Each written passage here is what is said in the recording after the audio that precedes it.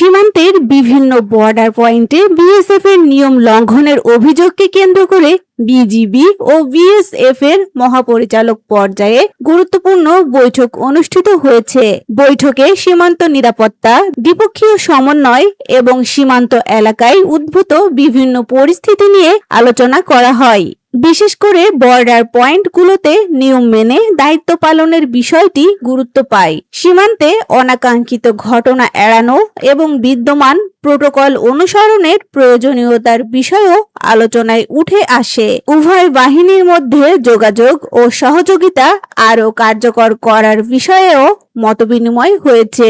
বাংলাদেশ ও ভারতের সীমান্তে নিরাপত্তা এবং স্থিতিশীলতা বজায় রাখতে এ ধরনের বৈঠককে গুরুত্বপূর্ণ হিসেবে দেখা হয়। বর্তমানে সীমান্ত ব্যবস্থাপনা এবং দুই দেশের সীমান্ত রক্ষী বাহিনীর সমন্বয় নিয়ে সংশ্লিষ্ট মহলের নজর রয়েছে।